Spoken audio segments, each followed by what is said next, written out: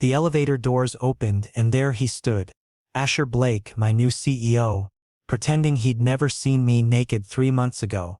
My heart hammered against my ribs as his cold gray eyes swept over me, like I was just another employee in his corporate empire. The same eyes that had looked at me with desperate hunger that night, now regarded me with professional indifference that cut deeper than any blade. "You must be John Mitchell, our new marketing coordinator," he said, extending his hand with the same fingers that had traced every inch of my skin, mapping my body like he was memorizing a sacred text. His voice was steady, controlled, the perfect CEO tone that gave nothing away. I wanted to scream. I wanted to grab his perfectly pressed collar and shake him until he remembered how he whispered my name like a prayer when we were tangled in those hotel sheets. I wanted to demand answers for why he disappeared before dawn, leaving me with nothing but the lingering scent of his cologne and a heart full of foolish hope. Instead, I smiled the most professional smile I could manage and shook his hand, feeling that familiar electric spark that made my knees weak and my resolve crumble. "Pleasure to meet you, Mr. Blake." I lied smoothly, the words tasting bitter on my tongue. If he wanted to play this game, then I'd play it better than anyone. I'd pretend that night never happened. The night he told me he was just Ash from the bar. Not Asher Blake, CEO of Blake Industries. The night he made me believe in fairy tales again with his gentle touches and sweet words. The night that shattered when I woke up alone in rumpled sheets. His warmth already a fading memory. "Welcome to Blake Industries," he continued, his voice betraying nothing of the intimacy we'd shared. "I hope you'll find your time here productive. Right, like I could be productive when every fiber of my being remembered how his lips felt against mine, how his hands had worshipped my body with a reverence that made me feel like the most precious thing in his world, how he'd held me after, fingers running through my hair while he traced patterns on my bare chest. I nodded professionally, fighting to keep my expression neutral while inside I was breaking apart piece by piece. As he walked away, I caught the faintest hint of his cologne. The same one that had lingered on my pillows for weeks, torturing me with memories I couldn't shake. My chest tightened with a mixture of anger and longing that made me dizzy. 3 months of wondering what I'd done wrong, why he'd left without a word, why someone who'd held me like I mattered had vanished like smoke. "John, you okay?" My new cubicle neighbor Danny appeared beside me with concerned brown eyes. He was young, probably fresh out of college, with an eager smile and nervous energy. "You look like you've seen a ghost." A ghost. That's exactly what Asher was. A beautiful, haunting ghost from a night that apparently never existed in his memory. "I'm fine," I lied, watching Asher's broad shoulders disappear around the corner, his confident stride unchanged by our encounter. "Just first-day nerves." Danny nodded sympathetically. "Blake can be intimidating, but he's fair, from what I've heard. Demanding but fair. You'll do great. The marketing team's been waiting for someone with your credentials." I forced another smile, grateful for Danny's kindness but unable to focus on his words. My mind was replaying every moment of that night, 3 months ago. How we'd met at the upscale bar near my hotel, both of us nursing drinks and looking like we needed an escape. How easily the conversation had flowed. How he'd made me laugh until my sides hurt. How natural it felt when he asked if I wanted to continue talking somewhere more private. He'd been different then, relaxed, genuine, with a smile that reached his eyes. "Ash." He'd introduced himself and I'd believed him. Why wouldn't I? People use nicknames in bars all the time. I'd had no reason to suspect he was lying. No reason to think the passionate, tender man who'd made love to me with such intensity was anyone other than who he claimed to be. "The welcome packet's on your desk," Danny continued, oblivious to my internal turmoil. "And lunch is at 12:30 if you want to join us. Sarah from accounting and Mike from IT usually eat together. We're like the misfit toys of the company." "Thanks." I managed, following him to my assigned cubicle. It was standard corporate fare, gray walls, ergonomic chair, dual monitors that hummed softly.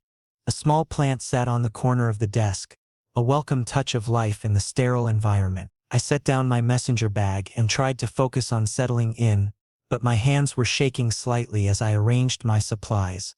The morning passed in a blur of orientation videos, paperwork and introductions to team members whose names I immediately forgot. Every time someone mentioned Mr. Blake or the CEO, My stomach clenched. How was I supposed to work in a place where the man who'd given me the best night of my life, and the worst morning of my life, held absolute authority? Around 11, I was reviewing the company handbook when I felt eyes on me. I looked up to find Asher standing at the edge of the marketing department, ostensibly talking to the department head, Rebecca. But his gaze was fixed on me, intense and unreadable. For a moment, our eyes met across the open office space, and I saw something flicker in his expression, recognition perhaps, or regret. Then Rebecca asked him a question, and the moment shattered as he turned his attention back to her. My pulse raced as I watched him nod and gesture, every movement familiar from that night when those same hands had explored my body with such care. He was wearing a navy suit that fit him perfectly, his dark hair styled with precision. He looked every inch the successful CEO, powerful and untouchable. Nothing like the man who'd held me close and whispered that he didn't want the night to end. When he finally left the department, I realized I'd been holding my breath. This was going to be torture. Seeing him every day pretending we were strangers, acting like my heart didn't race every time he was near. But if he wanted to play the stranger game, then fine.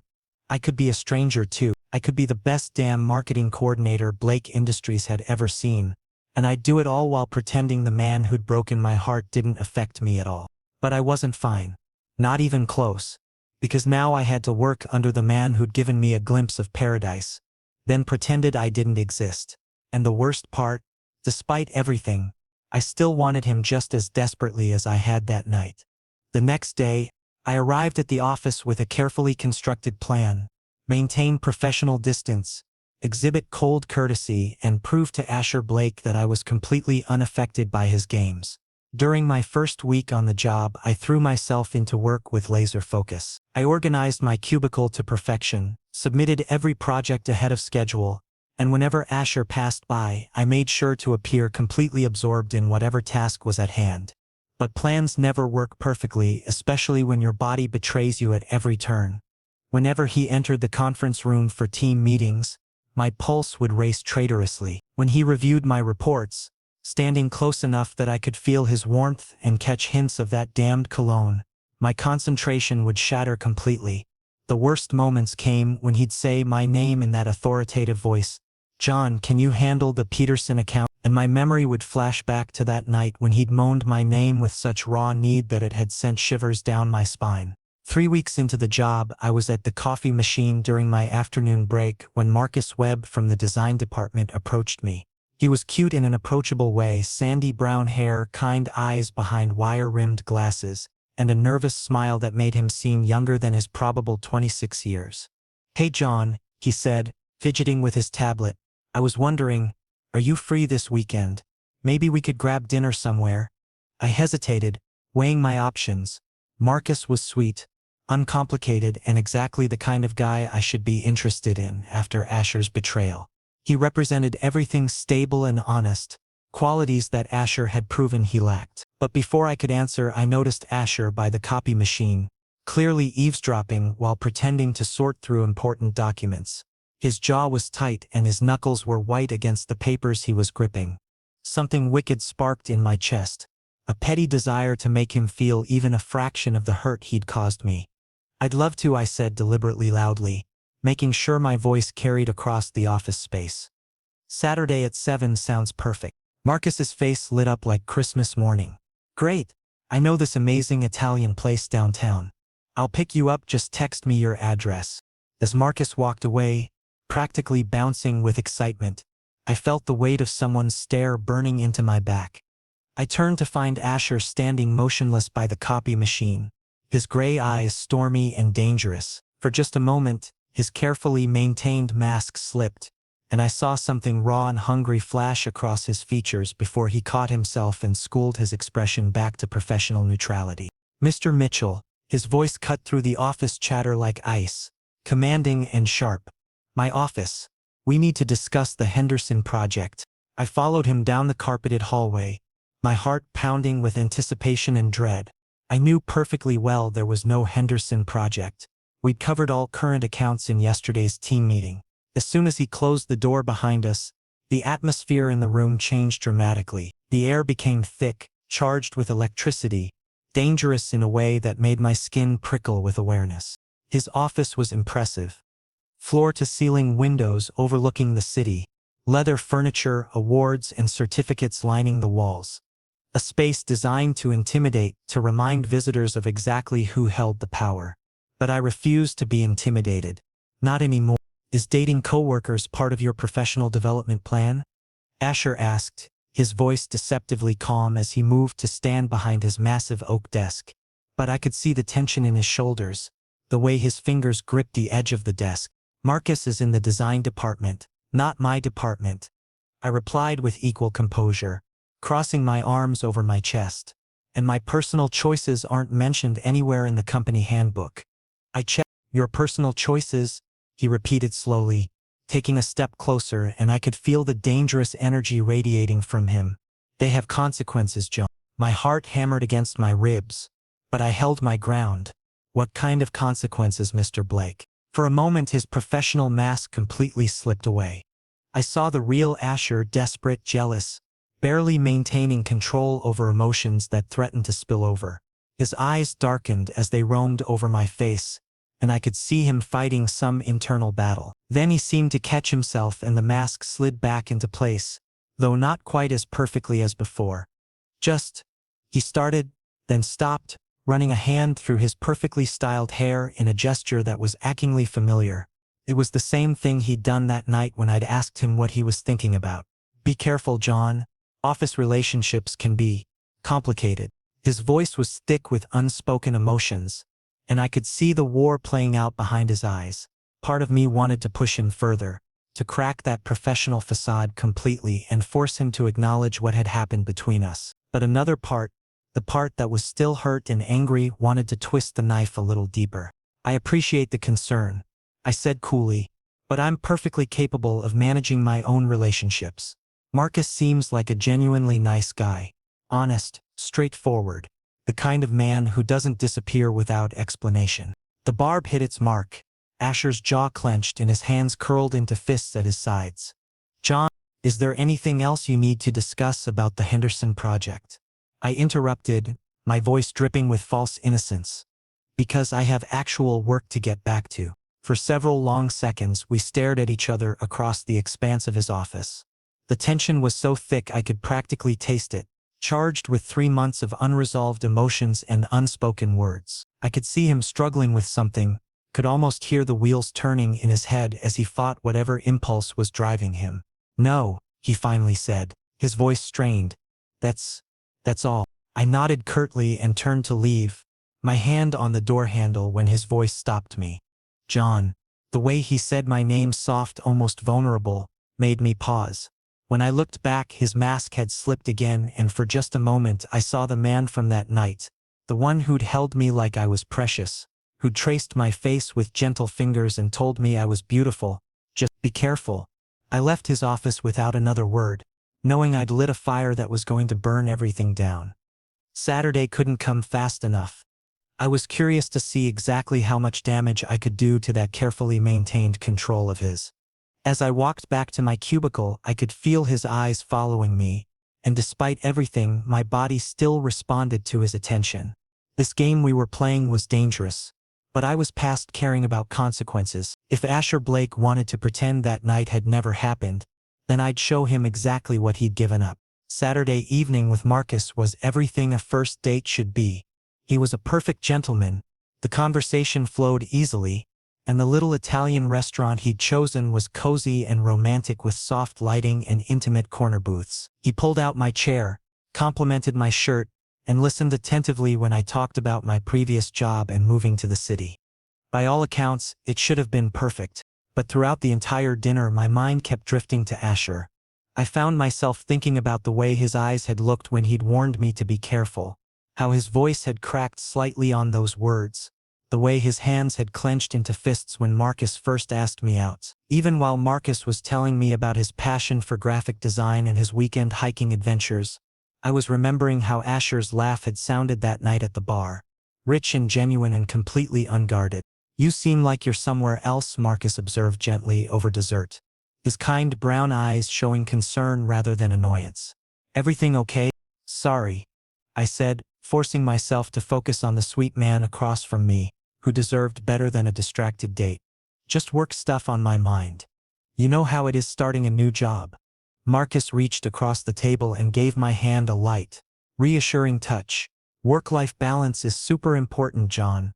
Maybe I can help you relax and forget about the office for a while. He was sincere, genuinely interested in getting to know me better. Perfect boyfriend material by any reasonable standard. So why was my mind constantly drifting toward my emotionally unavailable CEO who'd proven he was capable of heartless cruelty? At the end of the evening, Marcus walked me to my apartment door like the gentleman he was. "Thank you for a wonderful evening," he said, leaning in to press a soft, chaste kiss to my cheek. "I'd really like to do this again soon, if you're interested." "Sure," I replied with a smile that felt more genuine than I'd expected. "I'd like that too." But even as I said the words, guilt was gnawing at my insides. Marcus deserved someone who was fully present, not someone who was obsessed with their unattainable boss. As I watched him drive away, I couldn't shake the feeling that I was being unfair to him, using him as a pawn in whatever twisted game Asher and I were playing. Monday morning brought a noticeable change in the office atmosphere. Asher was taking a completely different approach to our interactions. Extreme professionalism that bordered on robotic behavior. He wouldn't speak to me directly, instead he'd route all communication through Danny or other team members. When he passed my cubicle, his eyes would slide right over me as if I were invisible. The few times we were in meetings together, he'd address his questions and comments to the room in general, never making direct eye contact with me. "Why is Blake's mood so weird lately?" Danny whispered during our lunch break in the company cafeteria. "Ever since this weekend, he's been acting like some kind of android. Yesterday, he spent 20 minutes reorganizing his desk drawers." "Who does that?" I shrugged, feigning ignorance while my insides churned with frustration. Maybe he's just having a stressful week. CEO stuff, you know. But privately, I was going crazy trying to figure out what game he was playing now. First jealousy, then complete avoidance. What was his endgame? The mixed signals were driving me insane, and I found myself analyzing every interaction, every glance, every carefully neutral expression for hidden meaning. Tuesday afternoon, my computer chimed with a new email. The sender line made my heart skip. ablake@blakeindustries.com. The subject was equally formal. Project review meeting. Conference room B. Project review. 3 p.m. AB. Short, professional, giving nothing away. But I knew this wasn't about any actual project. We'd covered everything in yesterday's team meeting, and my workload was current. This was something else entirely. I arrived at conference room B exactly on time, my nerves jangling with anticipation and dread. Asher was already there, seated at the polished table with his laptop open and papers scattered around him in what looked like a legitimate work setup. But the moment I entered and closed the door behind me, I could feel the careful facade beginning to crack around the edges.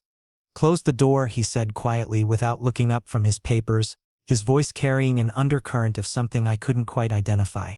The soft click of the door latch seemed unnaturally loud in the sudden silence. I remained standing near the entrance, waiting for him to begin whatever charade this was supposed to be. But he just sat there staring down at documents that I was pretty sure he wasn't actually reading. "Asher," I started, then caught myself. "Don't." His voice was sharp, cutting through the air like a blade. Finally, he looked up at me, and I could see storm clouds gathering in his gray eyes. "In the office, it's Mr. Blake." "Fine," I replied, keeping my voice level despite the way my heart was racing. "Mr. Blake, what project review is this supposed to be about?" For several long moments, he just stared at me, and I could see some kind of internal battle playing out across his features. His jaw was tight, his knuckles white where they gripped the edge of the table. When he finally spoke, his question caught me completely off guard. "How was your date?" The direct question hit me like a physical blow. After days of robotic avoidance, this sudden personal inquiry was the last thing I'd expected. "That's none of your business," I stammered, thrown off balance by his abrupt shift in approach. "Answer the question, John." His voice carried all the authority of his position, but underneath the command I could hear something else, something vulnerable and desperate. "Why?" I challenged, finding my footing again. "What difference does it make to you?" He stood up abruptly, his chair scraping against the floor with a harsh sound that made me flinch. Because he started then stopped himself, running both hands through his hair in a gesture of pure frustration that completely destroyed his perfectly styled appearance. Because what? I pressed, taking a step closer. I could sense that we were approaching some kind of breaking point, and part of me was desperate to push him over the edge. Because I'm going crazy, he finally admitted, his voice raw with emotion that he'd clearly been holding back for weeks. Because I keep imagining his hands on you, his lips touching yours. And he stopped abruptly, as if shocked by his own words. Asher, stop, I said, but my voice came out as barely a whisper. No, I won't stop, he continued, the floodgates finally opening. Marcus is sweet. He's perfect. He's everything you deserve. And I'm a jealous, possessive asshole who doesn't deserve to be in the same room as you. Let alone what? I demanded when he trailed off. The silence stretched between us, heavy with unspoken truths and 3 months of suppressed longing. When he finally spoke again, his voice was barely audible. Let alone touch you the way I did that night. The admission hung in the air between us like a live wire, crackling with dangerous energy. Everything we'd been dancing around, all the pretense and professional distance, had finally been stripped away. We were standing on the edge of something that would change everything. And there was no going back from here. So what do you want, Asher? I whispered, my heart pounding so hard I was sure he could hear it. His eyes met mine, vulnerable and desperate and completely unguarded for the first time since that morning I'd woken up alone. You? He said simply. I want you, John. Every night, every day, every fucking second. You, he said simply. I want you, John. Every night, every day, every fucking second. The words echoed in the conference room, thick with raw emotion that had been building for months. My breath caught in my throat as the weight of his confession hit me. This was it. The moment when everything we'd been dancing around, all the pretense and professional distance, finally came crashing down around us. Asher, I started, but my voice came out as barely a whisper. I know this is wrong, he continued, taking another step closer until I could feel the heat radiating from his body. His gray eyes were intense, desperate, completely unguarded for the first time since that morning I'd woken up alone. I'm your boss. There are company policies, and what I did to you, leaving without any explanation, I was a complete asshole. Yes, you were, I agreed, but my voice was softer now, lacking the sharp edge it had carried moments before. Despite everything, seeing him this vulnerable, this honest, was breaking down the walls I'd built around my heart. But I was confused too. That morning when I woke up and you were gone, you regretted it, he interrupted, fear flickering across his features. No, I said honestly, my resolve crumbling as I looked into those storm-gray eyes that had haunted my dreams for months. I was hurt. I thought maybe it had just been a one-night stand for you, that I'd misread everything about that night. Without warning, he reached up and cupped my face gently, his thumbs tracing along my cheekbones with the same tender reverence I remembered from that night. The familiar touch sent electricity shooting through my entire body, and I had to fight the urge to lean into his hands like a man dying of thirst finally finding water. John, he said, his voice thick with emotion, that was the best night of my life. For the first time in years I felt a real connection with someone. I felt alive, present, completely myself. That's exactly why I ran. Explain, I whispered, unable to resist leaning slightly into his touch despite every rational part of my brain screaming at me to pull away. I've always maintained complete control over everything, he began, his thumbs continuing their gentle caresses. In business, in relationships, in every aspect of my life. I built this empire by never letting emotions mold my judgment, by never allowing myself to be vulnerable. But with you, in just one night, I completely lost that control. His honesty was systematically destroying every defense I'd carefully constructed over the past 3 months. So you decided that running away was easier than dealing with feelings. Yes, he admitted without hesitation. And when you walked into this office on your first day, I panicked completely.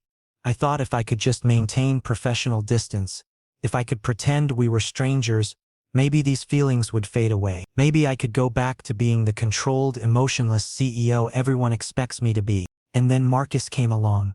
I said, remembering the way his entire demeanor had changed when my coworker had asked me out. Marcus changed everything. He interrupted, his grip on my face tightening slightly, possessively. When I saw him looking at you, saw the way he made you smile, I realized I could actually lose you. Not just the fantasy of what we might have had, but lose you completely to someone who deserved you more than I ever could. The silence that stretched between us was heavy with possibility and danger. We were standing at the edge of a precipice, and both of us knew that whatever happened next would change everything irrevocably. What about company policy? I asked, trying to inject some practicality into the emotionally charged moment. You can't just ignore the rules because you're the CEO. I am the CEO, he said firmly, his voice taking on that authoritative tone that had made my knees weak since day one. Policies can be changed, especially when they're outdated and interfere with employee happiness. I've already spoken with legal and HR about updating our workplace relationship guidelines. And the office gossip, the whispers about favoritism and power dynamics? Let them talk, he said simply, as if the opinions of others meant nothing to him. I've spent my entire career building this company and my reputation. I think I can handle some office chatter about my personal life. And if this doesn't work out, I pressed, needing to know that he'd thought this through completely. If we try this and it falls apart, I'll still have to work here, see you every day, pretend it doesn't hurt. He paused at that question, and I could see him considering it seriously rather than just giving me the answer he thought I wanted to hear. Then at least we'll have tried, he said finally. I don't want to be 60 years old, sitting in this office, wondering what might have happened if I'd been brave enough to take the chance. I don't want to regret not fighting for the best thing that's ever happened to me. I studied his face intently, the sincere set of his mouth, the vulnerable hope in his eyes, the way his hands trembled slightly against my skin. This wasn't the polished CEO speaking. This was just Asher, the man who'd held me that night and made me feel like I was the only person in the world who mattered. If we do this, I said slowly, my voice barely above a whisper, we do it properly. No more running away when things get complicated. No more games or pretending we don't know each other. No more leaving without explanations. I promise, he said immediately, without hesitation. But first you need to call Marcus. Despite the serious nature of our conversation, I couldn't help but smile at the slight edge of jealousy still present in his voice. Still bothered by him? Possessive, he corrected, pulling me closer until our bodies were almost touching, until I could feel his warmth and smell that cologne that had been driving me crazy for weeks. When it comes to you, I'm possessive, not just jealous. There's a difference. Okay, I whispered, my resistance finally crumbling completely. I'll call Marcus and explain. Now? The hope and eagerness in his voice was almost boyish. Asher, right now. We're in your office in the middle of the workday. He leaned forward until his forehead was pressed against mine, our breaths mingling in the small space between us. I've waited 3 months to have this conversation, he murmured. Call Marcus and then let me take you to dinner. A real date, where I can be your boyfriend publicly instead of pretending you're just another employee. Boyfriend? I teased, even as my heart raced at the word. Yes, boyfriend, he said firmly. Do you have a problem with that? Looking into his eyes, seeing the sincerity and hope and barely contained desire, I realized that this was exactly what I'd been wanting since that night. Not just the physical connection, but the emotional intimacy, the promise of something real and lasting. No problem at all, I whispered. Before I could say anything else, he kissed me softly, sweetly, with none of the desperate hunger from our first night together, but somehow infinitely more meaningful. This kiss was a promise, a beginning, a declaration that we were finally ready to stop pretending and start building something real. When we finally broke apart, both of us breathing hard, he rested his forehead against mine again. Call Marcus, he said softly. And then let's go home. Home. The word sent warmth spreading through my chest. For the first time in months, the future looked bright and full of possibility. We were finally ready to stop playing games and start playing for keeps. The phone call with Marcus was awkward but necessary. I found a quiet corner of the office break room and dialed his number, my stomach churning with guilt over what I had to do. Hey John, Marcus answered cheerfully. I was just thinking about our date last weekend. That restaurant was amazing, wasn't it? Marcus, I need to talk to you about something, I said, diving straight into the difficult conversation. I'm really sorry, but I have to be honest with you. There's someone else in my life, someone I have history with, and I don't think it would be fair to either of us if I continued dating you while having unresolved feelings for someone else. There was a pause on the other end, and I could practically hear him processing the information. Oh, he said finally, and I could hear the disappointment in his voice even though he was trying to hide it. I see. Well, I appreciate your honesty, John. That takes courage, and it's more than a lot of people would do. His gracious response only made me feel worse. Marcus, you're an incredible guy, and you deserve someone who can give you their whole heart. I'm just not that person right now. I understand, he said, and I could tell he meant it. Thanks for being upfront with me instead of just ghosting or making excuses. I hope everything works out for you, John. He's a lucky guy, whoever he is. After hanging up, I sat in the break room for a few minutes, feeling the weight of what had just happened. Marcus had been nothing but kind to me, and I'd had to hurt him because of my complicated feelings for my emotionally unavailable boss. But as Asher had said, honesty was better than leading him on and causing more pain down the road. That evening, Asher picked me up at my apartment in his sleek black BMW, looking devastatingly handsome in dark jeans and a fitted button-down shirt. This was the most casual I'd ever seen him, and it reminded me of Ash from that night at the bar, relaxed, approachable. You look incredible, he said as I slid into the passenger seat, his eyes taking in my carefully chosen outfit with obvious appreciation. So do you? I replied, trying not to stare at the way his shirt stretched across his broad chest. Where are we going? Somewhere special, he said mysteriously, reaching over to take my hand as he pulled away from the curb. I want tonight to be perfect. Our first real date. No pretense, no game. He drove us to an exclusive restaurant downtown that I'd heard about but never thought I'd actually visit. The kind of place where reservations were booked months in advance, and the wine list cost more than my monthly rent. As we were escorted to a private corner table, I felt a flutter of nervousness in my stomach. Nervous? Asher asked, covering my hand with his across the white linen tablecloth. A little, I admitted. This is the first time we've been out together publicly. As, whatever we are now. I'm nervous too, he confessed, his thumb tracing circles on the back of my hand. I don't want to mess this up again. I can't afford to lose you twice. The dinner was absolutely perfect. Away from the office environment without the weight of our professional roles hanging over us. Conversation flowed as naturally as it had that first night. Asher was different here. More relaxed, more open, more like the man who'd made me laugh until my sides hurt in that hotel bar. We talked about everything and nothing. His childhood growing up as the son of demanding parents, my college years and early career struggles, our favorite movies and books, our dreams for the future. Tell me something, I said over our second glass of wine, feeling bold enough to ask the question that had been haunting me for months. That morning when you left, did you have second thoughts? Even for a moment? Asher's expression grew thoughtful, his fingers tightening around his wine glass. Every single step, he admitted. I was halfway across the hotel lobby when I almost turned around. In the elevator, I considered going back to your room. Even after I got to my car, I sat there for 10 minutes, debating whether to go back upstairs. Then why didn't you? I asked, though I wasn't sure I really wanted to know the answer. Pure cowardice, he said simply, without trying to dress it up or make excuses. I was terrified of what I was feeling. Terrified of how much I wanted to stay. I convinced myself that you'd probably be relieved to wake up alone. That it had just been a one-night thing for you too. You idiot, I said affectionately, shaking my head at his assumption. I spent weeks trying to find you. I went back to that bar 3 times hoping I'd run into you again. I even asked the bartender if he knew how to reach Ash. Really? The hope and regret in his voice was heartbreaking. Really? I couldn't stop thinking about you, about that night. About the way you made me feel. I'd never connected with anyone like that before.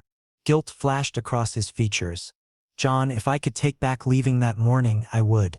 It was the biggest mistake of my life. It's okay, I said, meaning it. We're here now. That's what matters. After dinner, he drove me back to my apartment, and we sat in his car outside my building with the engine running, both of us knowing that this night would determine the direction of our relationship. I meant what I said earlier, Asher said softly, his hands still intertwined with mine. I don't want to rush this. We can take things slow, make sure we're both comfortable with how this develops. I turned to face him fully, studying his profile in the dim light from the street lamps. Asher, I've been waiting for you for months. I've been carrying the memory of that night, wondering what might have been. I don't want to wait anymore. Without another word, he leaned over and kissed me, and this time it was different from our desperate encounter in his office. This kiss was soft, tender, full of promise and possibility. It spoke of new beginnings and second chances, of two people finally ready to stop running from their feelings. Come upstairs, I whispered against his lips when we finally broke apart. Are you sure? He asked, his voice husky with desire and emotion. I've never been more sure of anything in my life. Hand in hand, we walked up to my apartment. And for the first time since that night 3 months ago, everything felt right.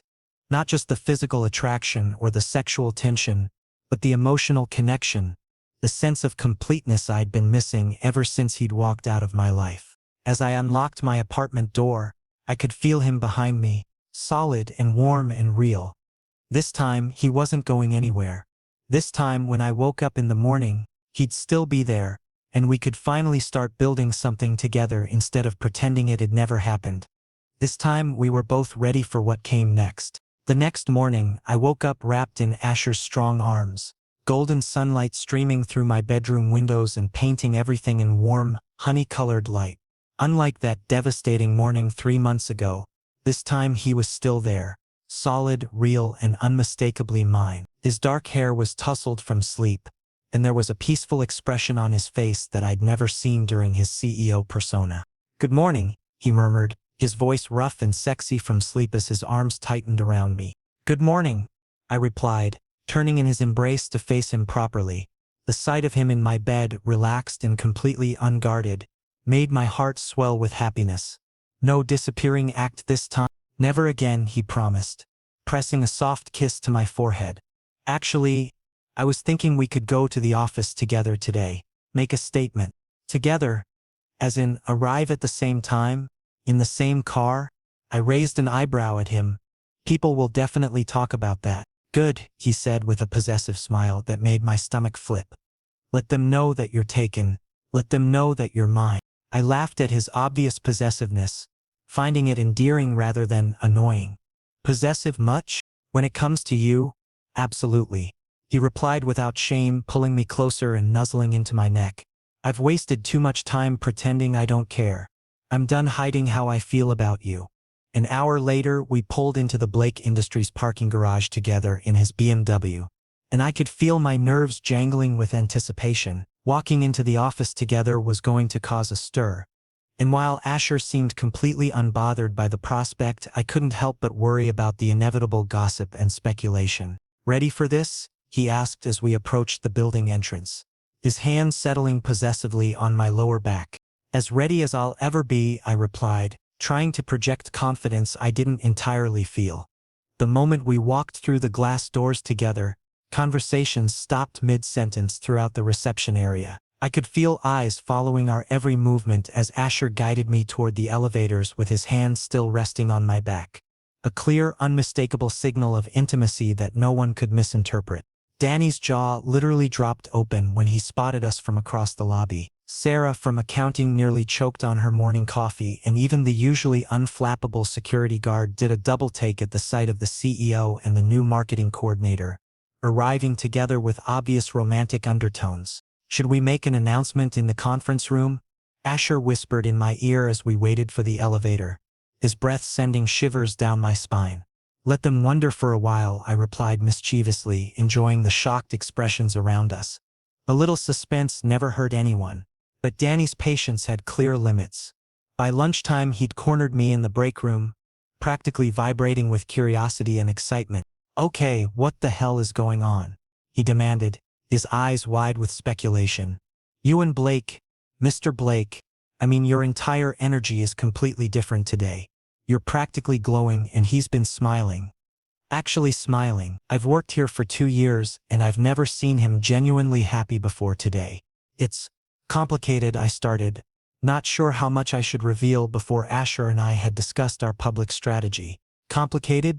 Danny scoffed. John, you look like a man who got thoroughly satisfied last night, and Blake looks like he won the lottery. This goes way beyond complicated. Before I could attempt to explain the unexplainable, Asher appeared in the break room doorway like he'd been summoned by our conversation. Danny, could I borrow John for a few minutes? He asked, but his tone made it clear it wasn't really a request. Of course, sir, Danny stammered, clearly starstruck by the direct attention from the CEO. In Asher's office, he immediately closed the door and pulled me into his arms, kissing me with a hunger that suggested 3 hours apart had been 3 too many. I missed you, he murmured against my lips, making me laugh at his dramatic declaration. It's been 3 hours, I pointed out, though I'd missed him too. 3 hours too long, he replied seriously, as if we'd been separated for weeks instead of hours. Asher, we need to be careful about maintaining professional boundaries at work, I said even as I melted into his embrace. People are already talking, and if we're too obvious about this, you're absolutely right, he agreed, though he made no move to release me from his arms. Which is why I want to make an official announcement. I've already discussed the updated workplace relationship policy with hair and legal. Since we're in different departments with no direct reporting relationship, it's technically allowed under the new guidelines. An official announcement? I repeated, not sure I'd heard him correctly. A company-wide email, he explained. Clear, professional, and completely transparent. No room for speculation or gossip because everything will be out in the open. I considered this for a moment. Won't that be a bit much? People are already suspicious about us. John, he said seriously, his hands framing my face. I'm tired of hiding. I'm proud to be with you, and I want everyone to know it. I've spent my entire adult life building this company and my professional reputation. I think I can handle some office chatter about my personal life. His sincerity and confidence were infectious, melting away my remaining reservations. Okay, I said, standing on my toes to kiss him softly. Let's do it. That afternoon, a company-wide email went out from Asher's official account. Dear Blake Industries team, please be informed that John Mitchell and I are in a committed personal relationship. All company policies regarding workplace relationships are being strictly followed, and this development will not affect professional operations, team dynamics, or business decisions. Thank you for your continued professionalism. Regards, Asher Blake, CEO, Blake Industries. The response was immediate and overwhelming. My phone buzzed constantly with texts and messages. Danny sent me at least 15 messages consisting mostly of capital letters and exclamation points. Sarah from accounting sent a sweet congratulatory email. Even Marcus, gracious as always, sent a message saying he was happy for me and that Asher was lucky to have me. By evening, as the office began to empty out, Asher appeared at my cubicle looking relaxed and satisfied with how the day had gone. Ready to go home? He asked, and something about the way he said home made my heart skip a beat. Your place or mine? I teased, starting to pack up my things. Our place, he corrected, and my hands stilled on my laptop bag. If you want, that is. I've been thinking about apartment hunting, something bigger, something that belongs to both of us. My heart swelled with emotion at his casual mention of moving in together, of building a life together. Asher Blake, are you asking me to move in with you?